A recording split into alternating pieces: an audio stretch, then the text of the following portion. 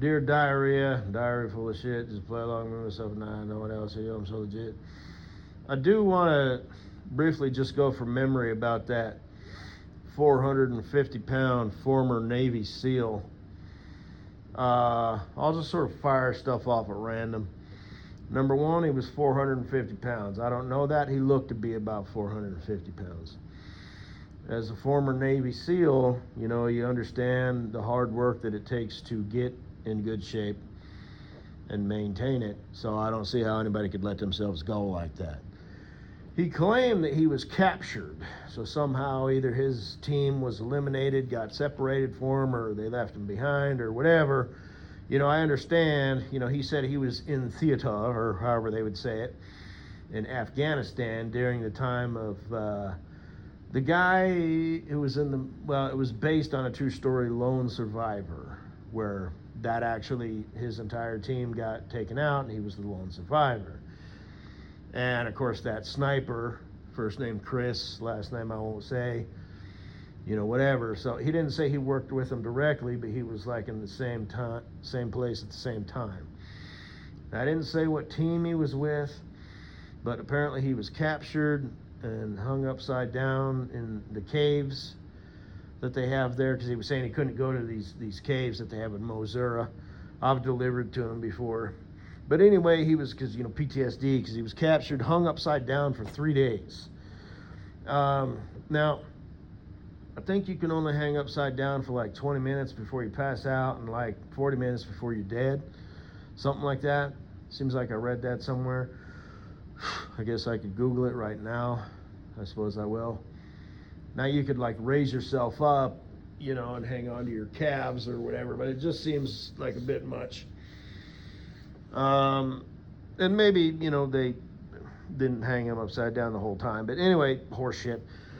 He had on like a Navy boat hat, like the USS, you know, 157. SEALs may have started out on a boat, but as far as I understand, they don't have like a home base. You know, they're not assigned to, you know, the SSSS. You know, they might hitch a ride on a boat, they might hitch a ride on a submarine or a helicopter, or any way they might work with other forces, Rangers, Delta, Airborne, just all the fucking shit. Marine Recon, pararescue, although they're more rescue, I guess. That's Air Force. But, so, fuck off. Now, I didn't question this guy on it, but his legs were as big around, damn near as big around as a 5-gallon bucket. Now, he says it's because he was hung upside down and the torture or whatever, and it's like, that don't make sense. You know, maybe your veins were damaged, because veins have like these valves. Arteries pump with your blood. Now, they, as far as I understand, they do actually have like the ability, your arteries, they don't pump because of just your heart. Arteries are designed, they actually have like muscle fiber in them, you know, in sync with your heart to help move the blood. Now, on the return, it's just pressure, I guess. So they your veins like have valves and stuff. And this is just stuff that I picked up over the years, you know, of stuff. So somehow, if you can get like overweight or got too much plaque buildup in the lining of your arteries, now that's another thing that I'm going to talk about. Well, don't want to get into, but in the lining of the arteries or in the arteries? Never really is it that is, which is it, or is it both? Because I've heard both, you know, like how it works. You know, the plaque starts to accumulate after your arteries get damaged through inflammation. So a little bit's going to happen just naturally on its own as you age, as your body keeps making copies of itself. But you can, you know, prolong it if your body's constantly in an inflamed state from eating bad food and shit. And you just look into it yourself if you want to. So anyway, I'm thinking, you know, his legs like retain water and it doesn't flow, you know, back up very well, you know, or, well, it wouldn't flow up, but you know what I'm saying, you know what I mean? He's saying it's from, you know, like injury, you know, induced. I'm saying it's probably from a sedentary lifestyle his entire life. But anyway, he wore, this is as a side note, he would always wear like basketball shorts, huge ones, like, you know, the silk kind or whatever that material is, over his like pants that were always, you know, full. They were like gym pants, sort of, you know, they were like lightweight, you know, not too heavy, which I can understand, you know, that breathe or whatever. And I think the reason he did that is because he probably wore adult diapers, huge ones, maybe like, you know, custom made, like maybe even, you know, Fatty McFatfuck status. You know, like they had the contract, you know, through companies that make adult diapers are like, this is, even we can't conquer this, you know, you're going to have to get in contact with some sort of like, you know, engineering department that makes, oh, what are those things called? Harnesses, you know, to lift, you know, pachyderms, you know, at the zoo, you know, and you're going to have to like retrofit or whatever the word would be. You know what I mean? It's like, it just, yeah. So anyway, and the reason I think he probably, so he didn't want people to see his panty line, so to speak, you know, his diaper. So he wore shorts on the outside of his regular pants. And the reason he probably wore diapers is, number one, there's just a good chance that he was too lazy to, you know, go to the bathroom. Well, motherfucker probably doesn't fit. Aha, I just thought of this right now. So it might be too lazy to go to the bathroom. Maybe if he sits down, he has a hard time getting up, or he does it at least as minimal as possible. Can't fit, can't maneuver, physically can't reach, you know, to do his business, whether he goes from behind or the front or whatever, without some sort of special tool. Probably just won't fit. And as far as, so that's number two. And as far as going number one, yeah, his dick probably hasn't seen the light of day in decades. You know what I'm saying? It's like he's got two belly buttons. And he just pees, you know, in his second belly button. And it's probably all, you know, itchy and rashy. And however the fuck he cleans that, I don't know. But it's physically impossible for him. He can't do it. You know what I mean? So he just wears diapers. That would be my guess. And I am not joking. I am actually being serious right now. That dude was so fucking fat. I would bet $5,000 that's why he wore shorts on the outside of his pants. And he wore them every fucking day. Because he would, like I said, you know, he wanted to wear something that was like breathable, you know what I mean? So he was like wearing like sports attire, you know, it's like lightweight and, you know what I mean by breathable. But anyway, moving on. So, what the fuck else? So during the like 2.5 days or whatever that I was with him, you know, he mentioned that he was a SEAL probably like 12 times, you know, hence the term silent professional. And he talked like a total truck driver, you know. Former, you know, special forces guys tend to be smart. They have to be to make the grade because it's like well-rounded, you know, whatever, the holistic. You can't just be really strong and really fast. I heard that those guys always do the worst. The guys who are like athletes and stuff, you know, they don't make it past like Hell Week, you know, in the SEALs, buds. But it's just the average dudes, you know, who come up with, you know, a strategy to, you know, make it, you know, hour by hour, day by day, and just whatever. And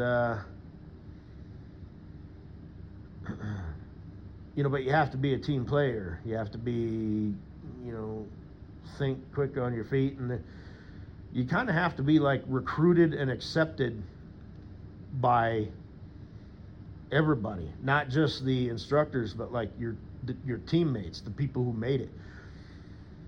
Because I guess that happened with that Dan Brazilian dude. He was going through SEAL training, and I don't know if he got hurt or decided to quit or whatever, but he came back and did it again and made it. So he's like physically, a really fit dude, but he didn't become a SEAL because basically, from what I understood, he was not SEAL material. He was an asshole, and he was arrogant, and he's the type of guy who, fucks up missions, like where's Brazilian? We're at the pickup point. The sub's going to be here in 2 minutes, and he's in town, with some Brazilian hooker or some shit, but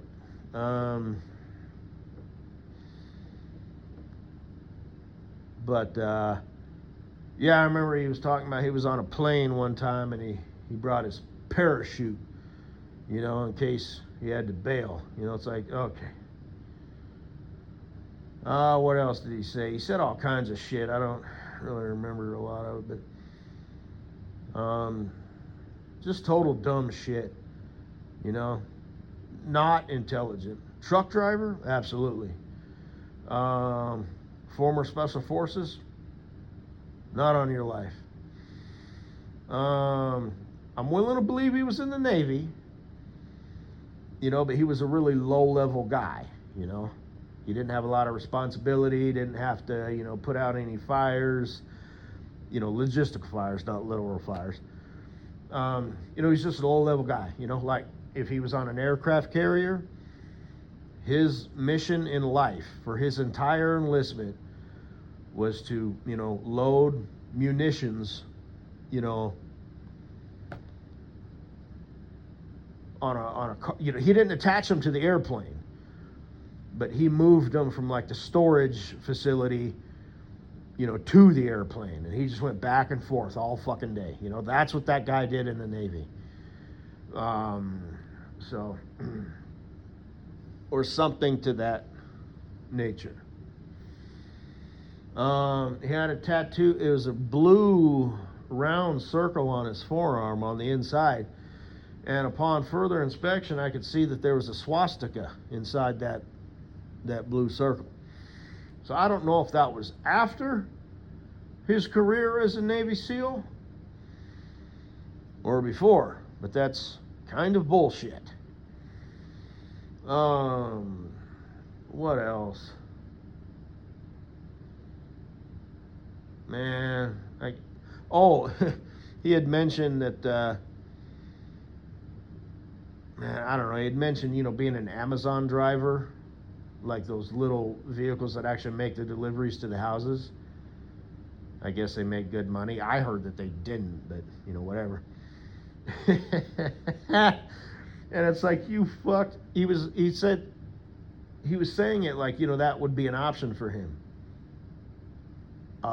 No. That's a pretty physically demanding job, dude.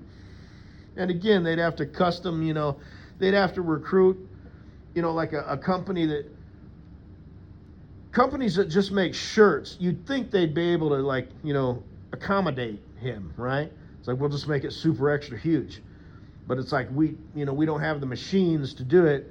And because we live in a modern world, nobody knows how to sew clothes like they did back in the 40s and 50s.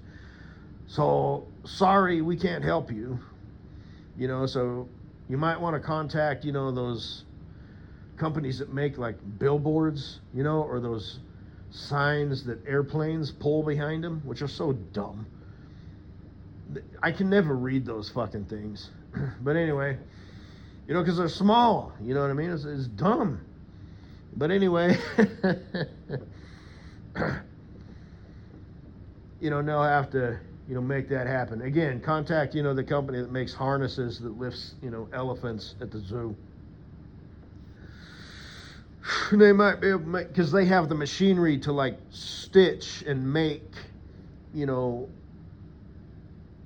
robust fabric, you know, heavy duty utility type stuff. So that's what I mean when I say that. Yeah, we can make, you know, quadruple extra large shirts, but nothing you got going on, you know, and you know, it kind of doesn't make sense. And I'm just making this up, of course, but you know, sounds reasonable. Like, hey, ironically, yeah, we make shirts, but we can't. Like I said, our machines only go to such a big size, and nobody knows how to fucking make a shirt. Ha! We just program it into the machine. Ha! You know, so yeah, contact the fucking, you know. Anyway, what else did that dumb shit say? He didn't have his hazmat and tanker, and they were like, well, it's an extra 5 cents per mile. You know, it's like $6,000 or $6,500 or whatever. And he was like, it ain't worth it. Okay. Mr. Former Special Operator. Okay? People who encounter shit, you know, they have to solve problems. They got the government backing them up. Like, hey, okay, we got us a mission. Okay, we need to do this. Okay, we need this sort of tool or assistance or force amplifier or a special weapon that doesn't exist. So what do? We have it made, you know, and they literally do that. Fuck, getting my hazmat and tanker ain't worth it for 5 extra cents a mile. I mean, what's $6,000 a year? So, anyway. And he talked like that, you know. He was a dumb shit. He kind of had that accent, you know, from the South, you know. But, yeah. Stupid, dumb shit. Whatever. I'm 17 minutes in. I'll just leave it at that. And like I said, fuck a motherfucker like that, you know. That's a crime. That's illegal. What's it called? Stolen valor. A lot of guys do it to get like benefits and, you know, discounts and shit like that. You know, it's utilitarian and kind of weaselly. A lot of them, you know, they do that, yeah, but they also do it, you know, for the glory. You know, a guy walking through the mall with his, you know, camouflage, you know, costume on, you know, and he's got his patches upside down and shit, you know, and somebody will call him, because I've seen those videos before, I've stumbled across them. Don Shipley is a guy who calls out fake Navy SEALs. So, I mean, I don't watch him a lot, but I've stumbled across him in the past. So, yeah. Yeah. I guess that's all I got to say. I go back out Thursday. I came home for the night. I checked with dispatch, you know, to make sure that was good. You know, I got home in the evening. Because I couldn't deliver. Walmart, or at least that particular Walmart where it's drop and hook, you know, the one where I worked at, you can, it delivered on Monday, but you could deliver it a day early. But you couldn't deliver it 2 days early. And that's kind of the way it's always been. So, I'd rather swing by the house. You know, unless I would swing by, you know, I mean, it just depends, you know what I mean?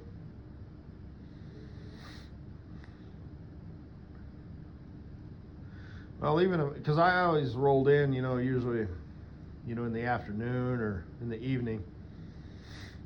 But even if, hypothetically, I rolled in at like midnight, I could still catch an extra night at my house in my own bed, and then get up, you know, mid-morning, deliver, you know, all together, you know, driving there, dropping and hooking and driving back, you know, would take, you know, just under 3 hours. But to me, it's worth it. you know, just for the extra night, you know, at my house, in my bed, taking a shit in my bathroom in the morning. So, anyway. Yeah, sweet, sweet kitty boo. I noticed that there's a view on the thing and the whatnot. Sweet, sweet kitty boo. Sweet, sweet kitty boo bear. Sweet, sweet kitty boo. You know I'm going to say something that rhymes with underwear. I do that with Clee Bear too, because her last name is Bear, just like yours. Katie Boo Bear, Katie Boo Bear, Clee Bear, Clee Bear. We don't know what her middle name is, though. It's probably Vagina Waxer, or Pussy Goddess, or Tiny Tattoo Artiste. So dumb. So dumb. And I remember a long time ago, I just remember this, because apparently it was so impactful on my life that I remember it. It was her channel, like when she had Instagram or Facebook or whatever, I don't even remember. But she was like, she had a tattoo machine, and she was, I don't know if she was tattooing a piece of wood or leather, or they say you're supposed to practice like on an orange because it's similar to the 3 layers of skin.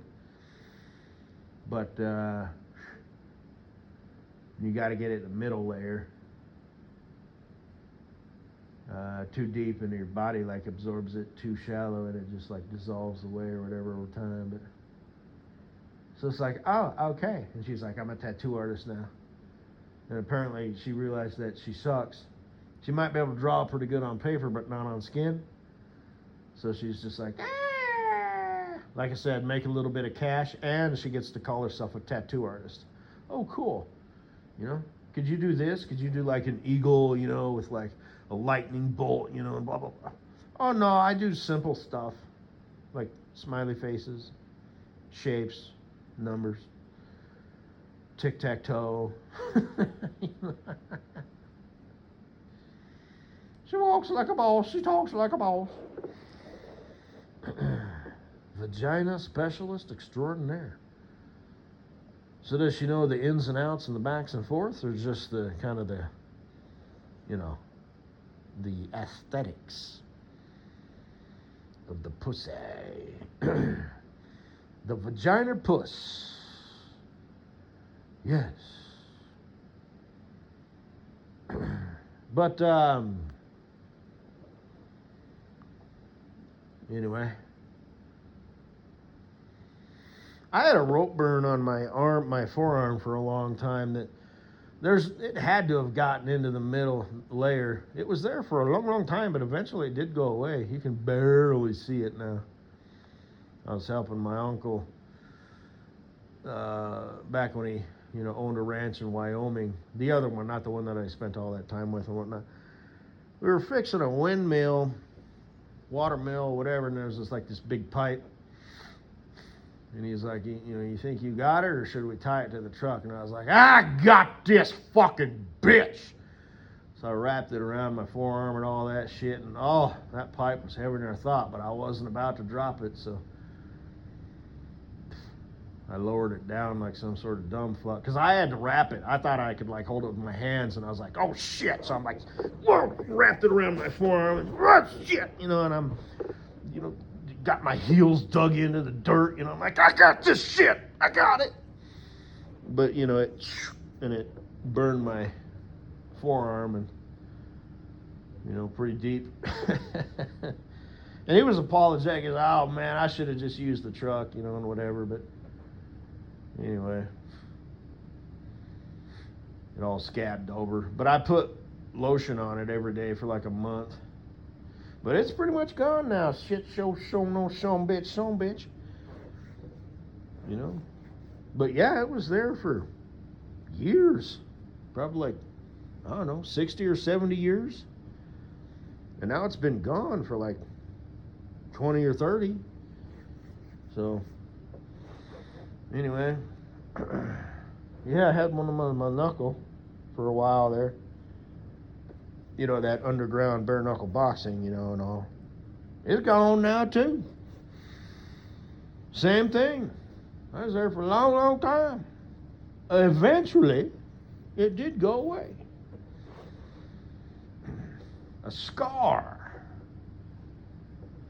But anyway. So I'll be thinking about you tonight, Katie Boo. Hopefully you'll be thinking about me too. Probably not, though. You probably got you a nice wonder boy. He treats you real nice. Makes you feel all giddy and good and sexy and special and loved and adored and cared for and protected, but not like in an overzealous, jealousy sort of way, but